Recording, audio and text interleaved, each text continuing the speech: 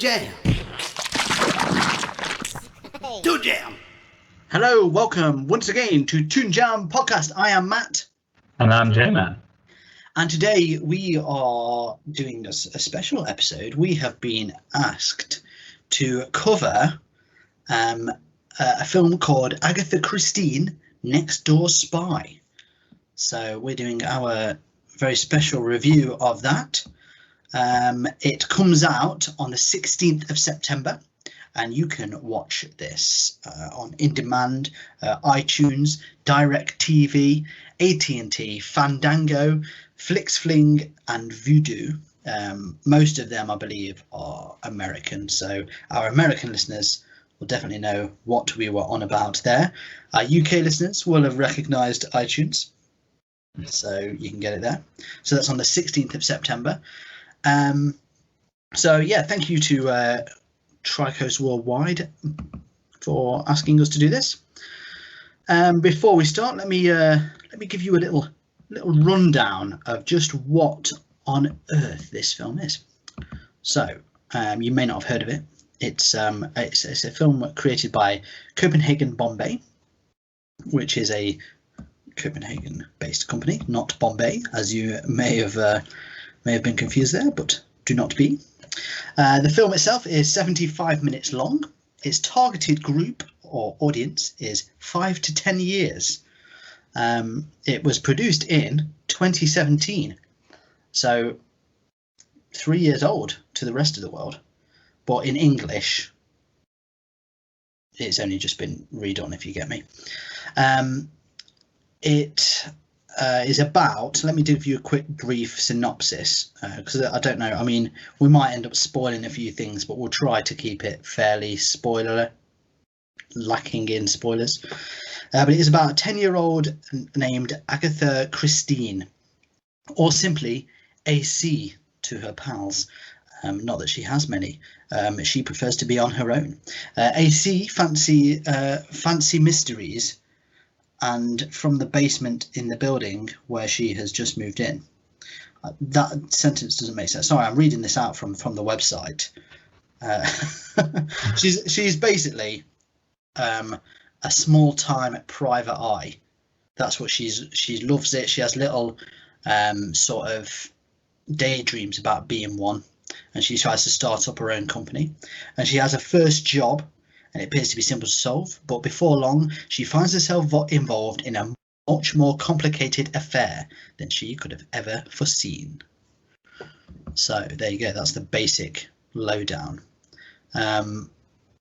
Despite the name, it's not necessarily, Agatha Christine is more just like a homage. There's not really much to do with Agatha Christie in it, which may not be a problem. Well, it isn't a problem, but if you were really, if you were like, yes, this is what I wanted.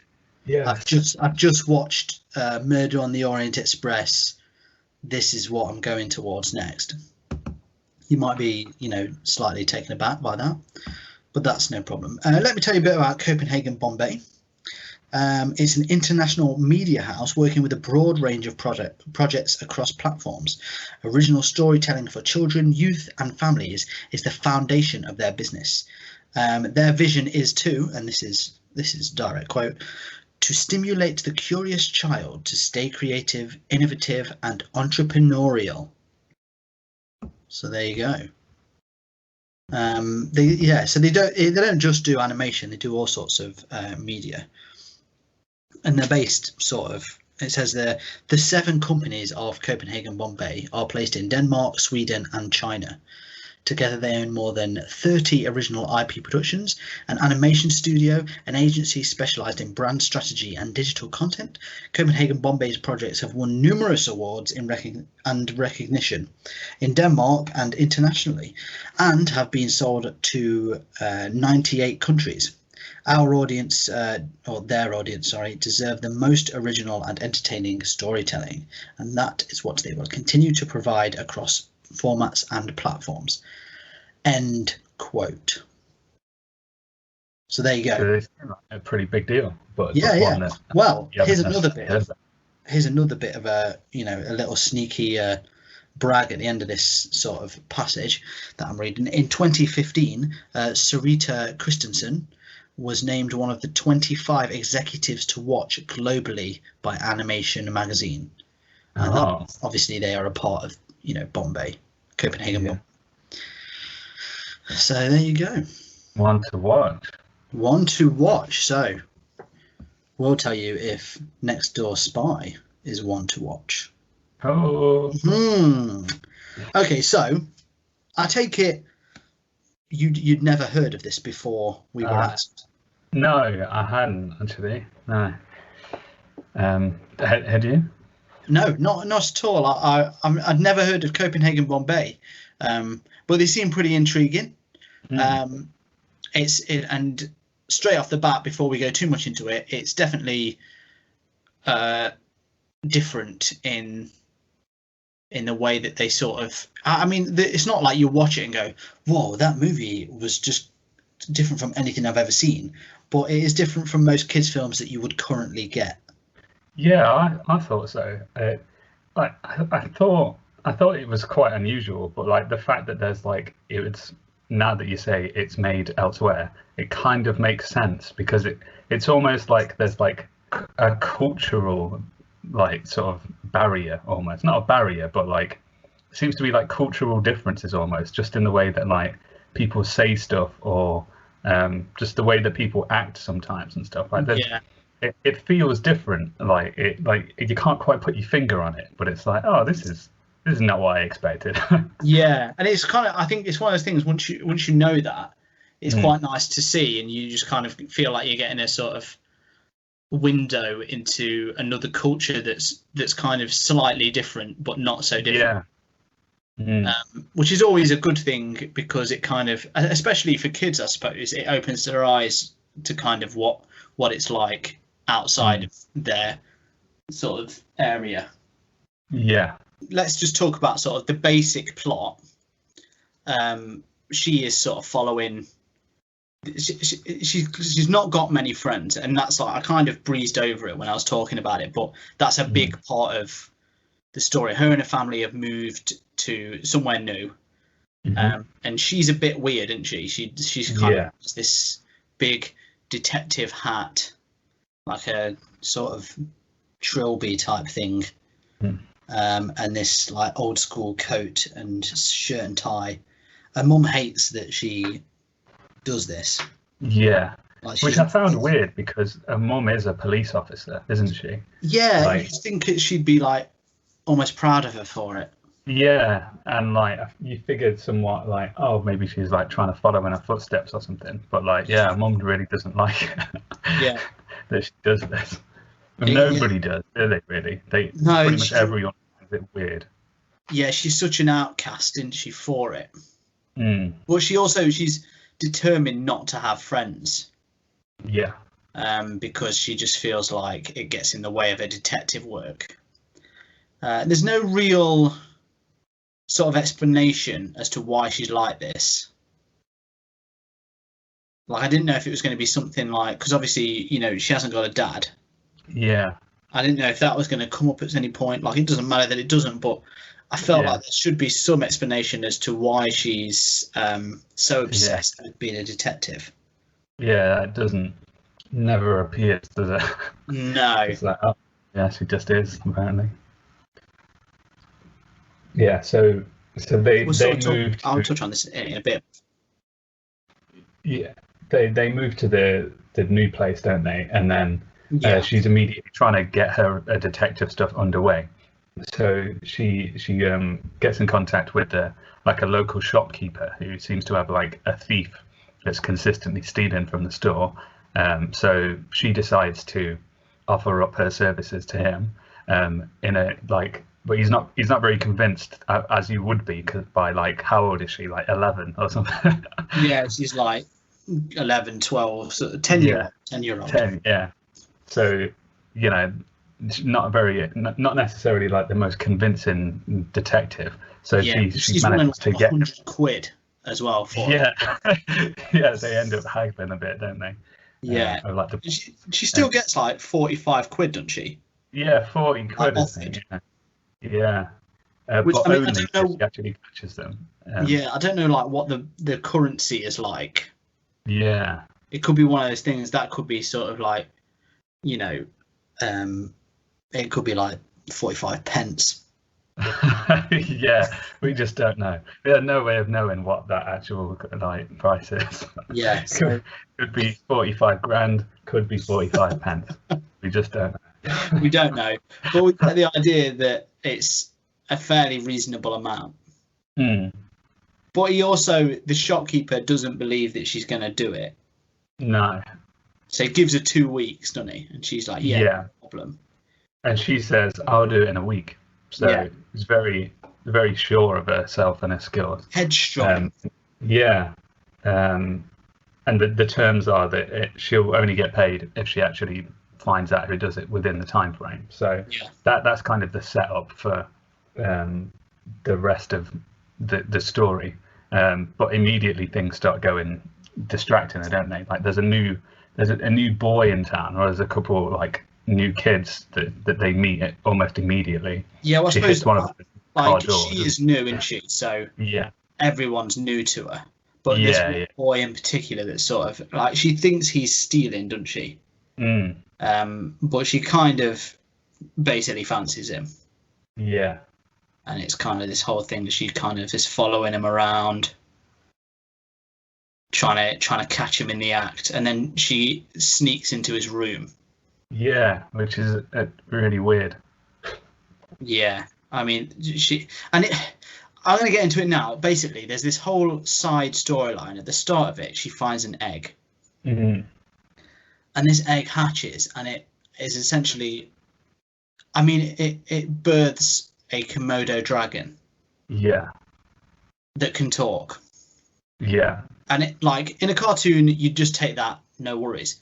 But it's a weird that it can talk. Like she sort of makes a point of it. Like it's very much set in the real world. Yeah. And this thing can just talk and basically kind of bullies her. Mm.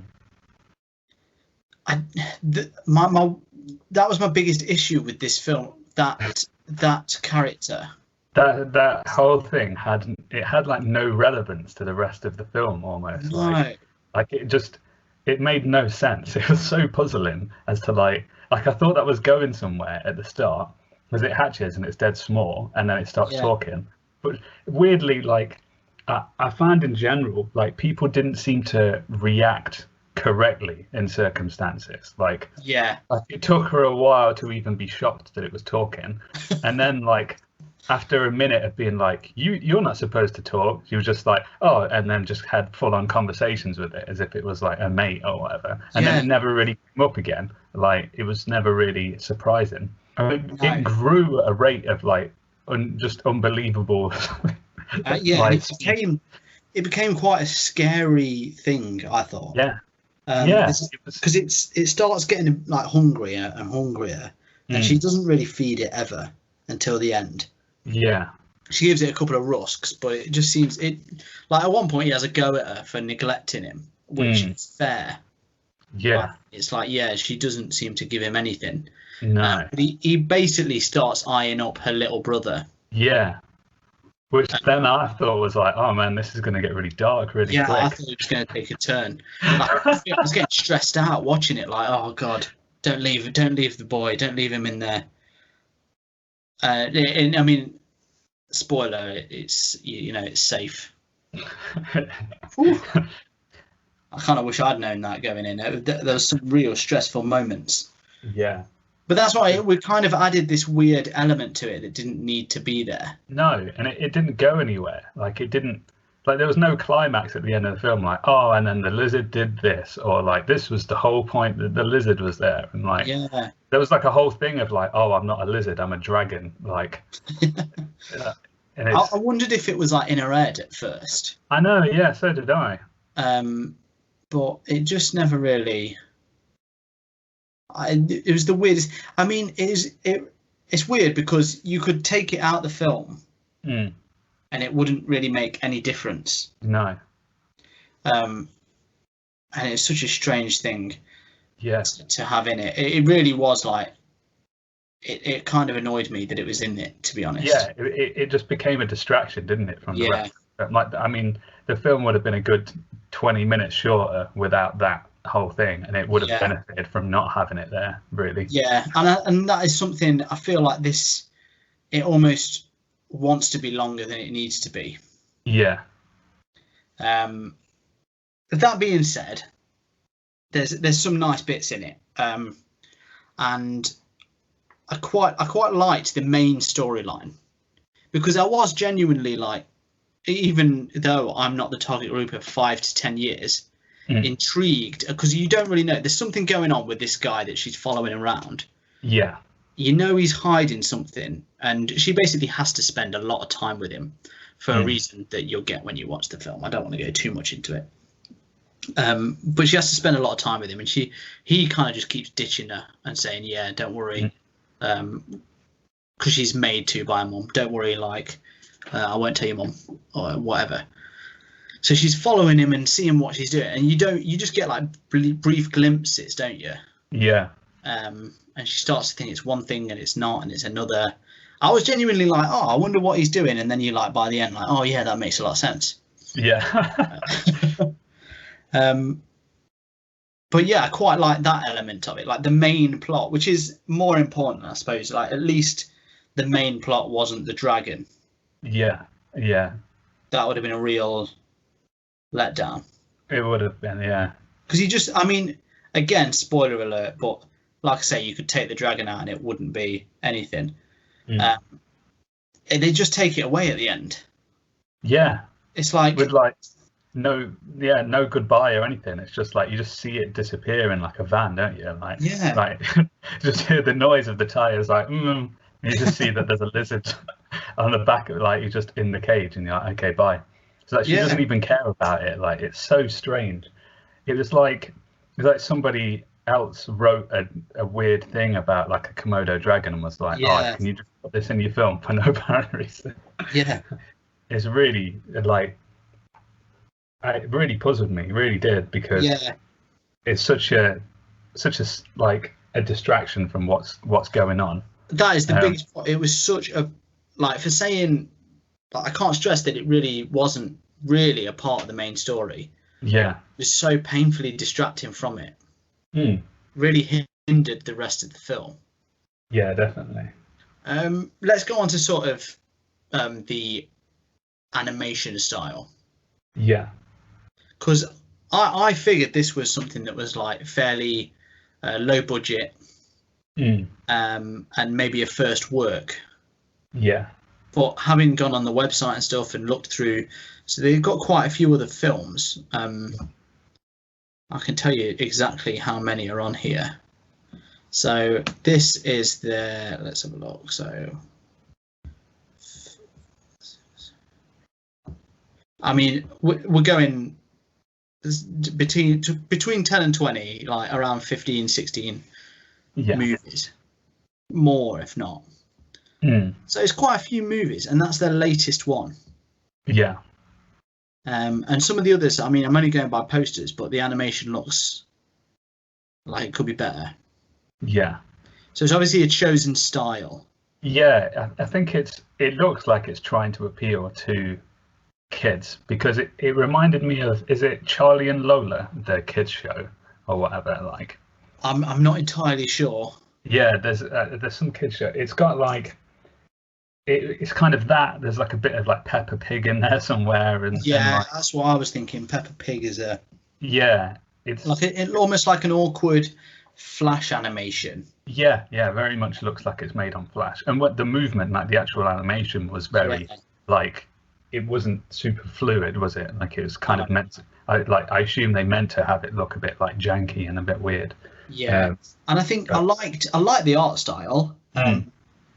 Because it kind of fit, and it was very like, it wasn't. It was more just the animation itself. Yeah. Because if you look at some of the stills from the film, you know, they're really nice, and like the backgrounds are really cool, the lighting is really cool.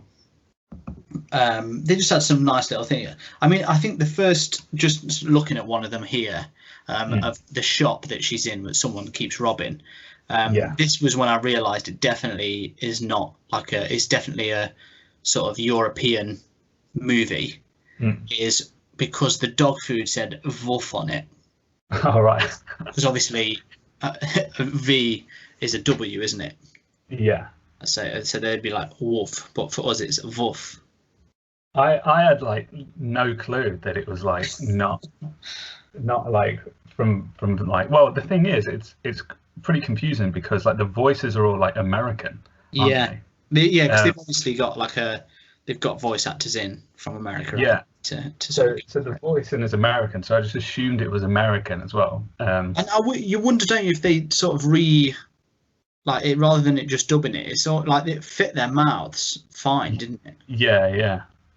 But maybe it's just not that different anyway. Like not different enough. It's not like an anime where the words are completely different. Yeah. So yeah, I just thought it was American and stuff. But then there's one bit like towards the end where Mum's on the phone and she says like, "Oh, try like Germany and something," and then just lists a load of European countries, and I'm just like, what's that got to do with anything? Like, why would you say those? And then it was like, wait, where's this set? So I lost 10 minutes of the film when I was trying to figure out like where is this now? Like, I think there's a little clues. It's like the cars and like the police cars. Yeah. And sort of the buildings, the sort of area. Yeah, it's probably really obvious to anybody else, but for me, I was convinced this was just in Manhattan or something. Just downtown New York. So, I mean, it wouldn't be the first time Toon Jam's, reviewed something that's set in New York. So I mean, yeah, that is a fair assumption to make. So yeah, heads up if you're not geographically astute, then this isn't set in America. Sort of going off that, the voice acting. Yeah. How did you find that? Yeah, I don't know if it was on purpose or not, but like I said, I found that a lot of people didn't really like lean into what was actually happening on screen a lot of the time. Like, yeah. I found her mum very confusing, like because I feel like she had an accent. Yeah. I couldn't tell if it was like American or English or in the middle.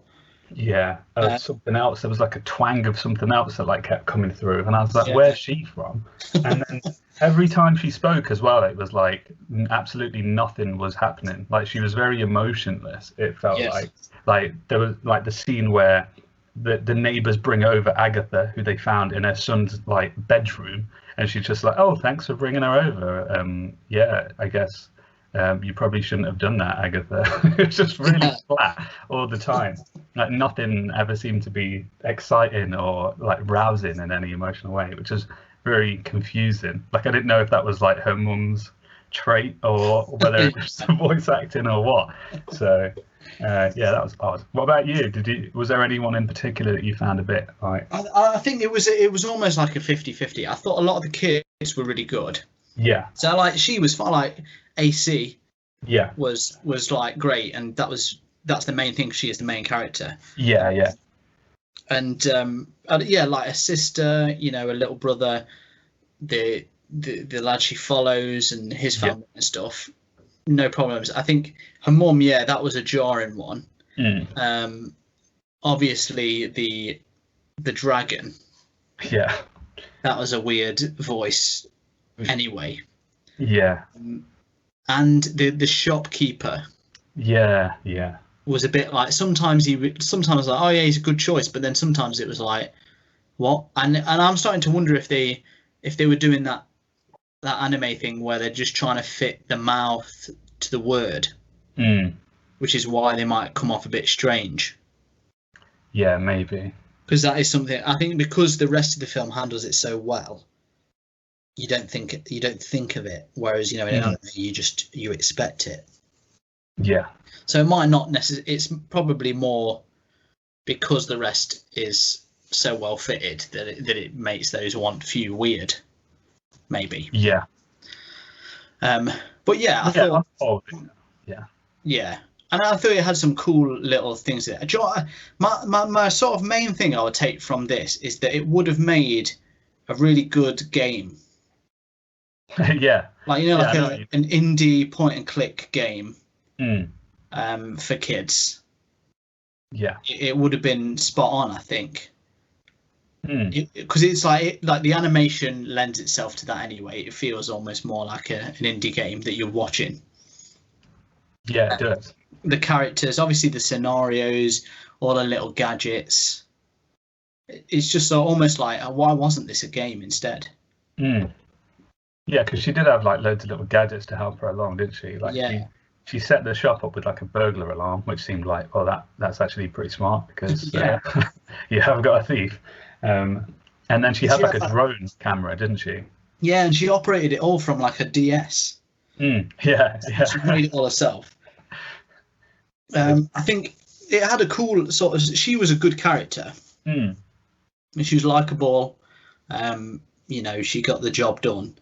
I didn't really like you can sort of take a mum doesn't like it for whatever reason. Okay, she's not making friends and socializing. So yeah, I'll take that.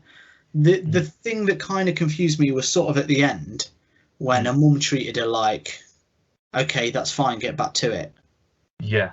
Which is fine, but it was the way she was like, oh yeah, you're a big star now, you don't need me around anyway. Yeah.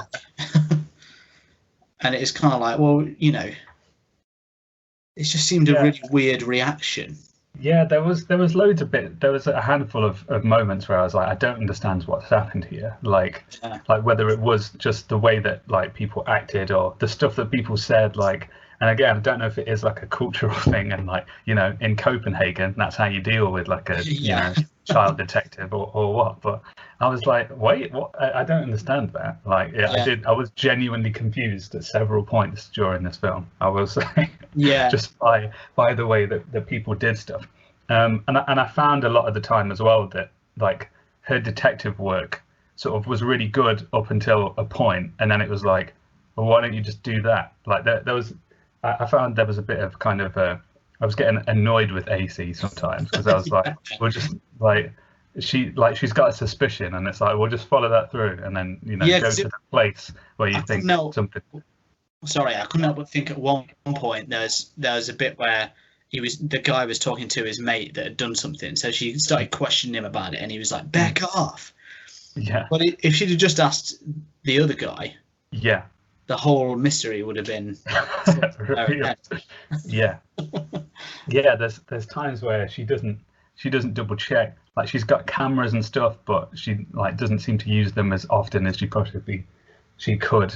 Like she spends a lot of time in a sort of like the basement where the lizard is, just like looking at her maps and stuff instead of actually doing half the stuff that she's planning to do. There was just some bits that I was like, oh, that's weird. It's a weird detective. I mean, I suppose she's only 10. Yeah. I mean, she can't expect it to be fully. The parents, on the other hand, and the shopkeeper and stuff. I don't know what to do with it. Right. Okay. Well, I think we've done some good coverage there. Is there anything you sort of want to go over before we run on to our reviews? No, not really. I think we've pretty much said what's going on with it. I think just mainly the fact that it is that you can tell it is aimed at a younger audience. Like it's not one of those. It's not one of those things where it's like, oh, it's for kids, but hey, watch out, adults. There's a few winks and nods here for you, or whatever. It is actually like very much a kids. It knows its audience. Yeah. But I will say there's one bit, and it really just jarred me. Where one of the kids swears. Yeah, I thought this. I was like, did I hear that wrong? Yeah. Like he says the S word. The SH. You know the one.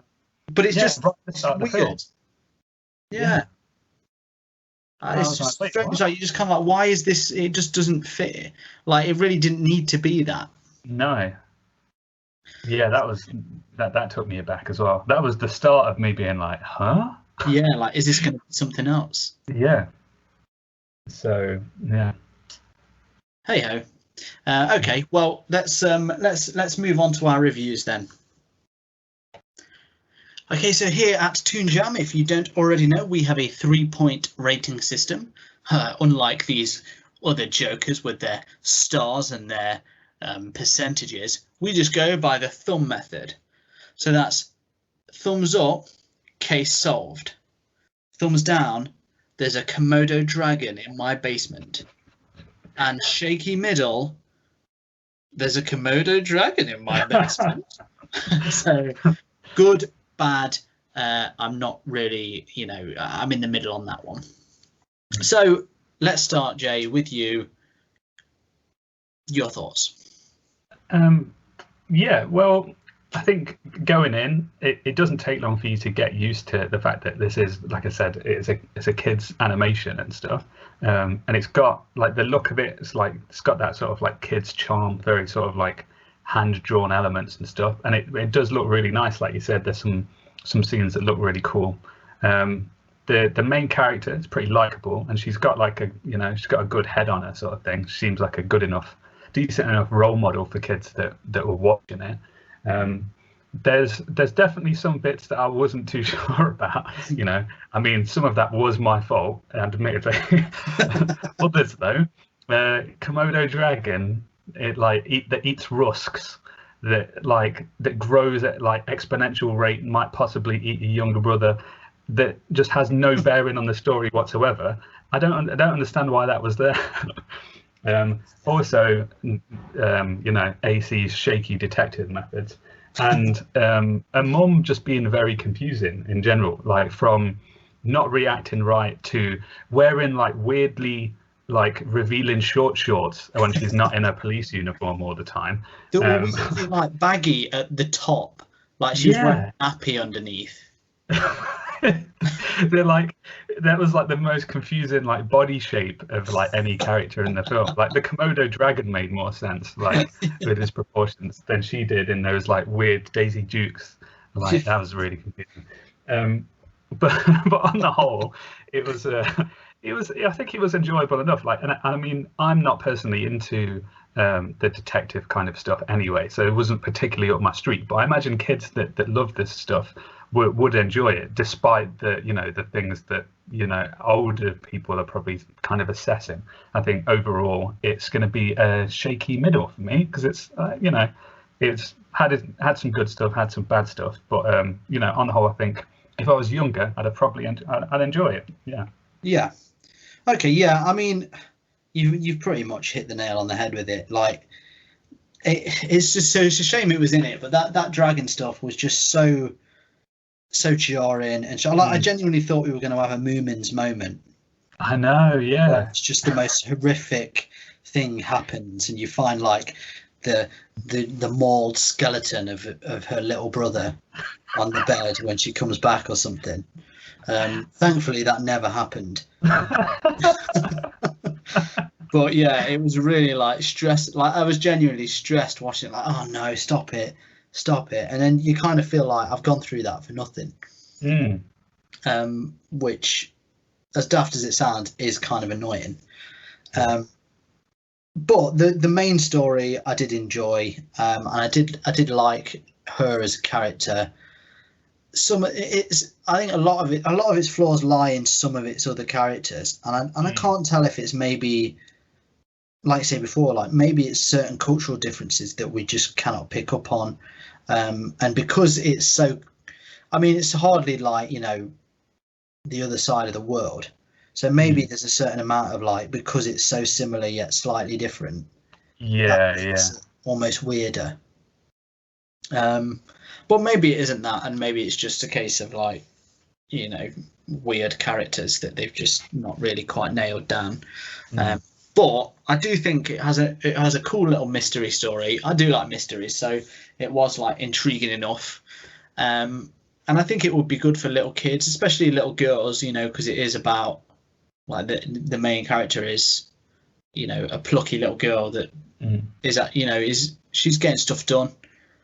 She is a good role model, and there's sort of a nice message. Like the whole point is that she's being told you have to be this way if you want to be friends, and basically by the end of it, she makes friends by not being that way. She just makes friends by being herself. So that is a really cool message. But yeah, there's the odd bit that like the swearing in the middle of it. It is literally one word. I think if you're American, there's a couple of damns in there. Yeah. But it's kind of weird that it's in there. It really, I really don't agree with it. I've got no problem with normal, but when it's in a kids film, what did it say, 5 to 10, the age? Yeah. Just seems weird to put it in. Really unnecessary. But once you've glossed over it, it's gone, and the rest of the story is pretty cool and nice, and it feels like a real other than the contraptions that she makes at that young age, you take it in your stride. You don't think that's ridiculous. You're just like, oh, that's cool, and it feels like a real world scenario in it, other than the dragon. So, which is why it's so jarring, I think. But yeah, I too am going to give it a shaky middle, probably a higher shaky middle.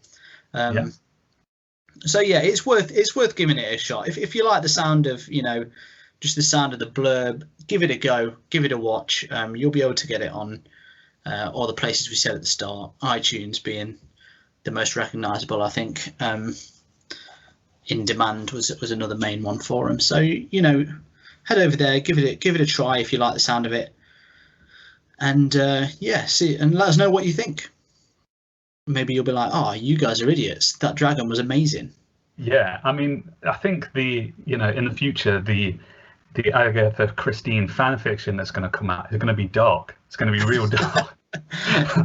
He's going to be like the Moriarty. Yeah. He is the ultimate villain down the line. That's it. I mean, who knows? Maybe they plan a sequel. It did feel like they could go somewhere with a sequel. Maybe that dragon's going to come back and cause trouble. Yeah. Feeding time. Oh snap! Feeding time for little brother. Oh man. Be wary. Okay, well, 2 shaky middles. That's pretty good. That's not bad. Yeah. That's like, I mean, if you want to go by stars, that's like 3 stars. Yeah. Yeah. So, but we don't go by stars here. We go by thumbs. So there you go. Thank you for joining us. I hope you enjoyed that, and it's always cool to check something new out. If you're listening and you wanted to send us anything, then please feel free. We like the opportunity to review whatever. You can now get Toon Jam memorabilia. I don't know if we've mentioned this before. I think we have, haven't we? Yeah. But you can get Toon Jam merch, so you can get T-shirts, you can get mugs, you can get face masks. Is there tea towels as well? Yeah, I think there's maybe a tea towel. Yeah. Get yourself a Toon Jam tea towel, and you can get that over on bit.ly / Toon Jam shop, maybe. Shop Toon Jam. Yeah. It's on our Facebooks and Instagrams and Twitters at Toon Jam Pod. You can find us on there. If you want some bonus episodes, you can also go over to our Patreon and support us on there, and you get some cool bonus ones. We're just coming up to the end of our video game saga, so that's exciting stuff. Otherwise, thanks for joining us. If you like what you heard today, please feel free to rate and review us on whatever it is you listen to. It genuinely really helps, so it takes like 2 seconds. If you could do that for us, that would be amazing. But otherwise, we'll see you again next week, or you'll hear us again next week. And until then, you stay jammy. Hey everyone, thank you for listening. If you want to help the show keep going, you can be extra jammy by heading over to our Patreon page at patreon.com/toonjampod. Here you can get a shout out on the show or unlock bonus episodes. Ratings and reviews anywhere you listen to the podcast also really help us out. So thank you, and stay jammy.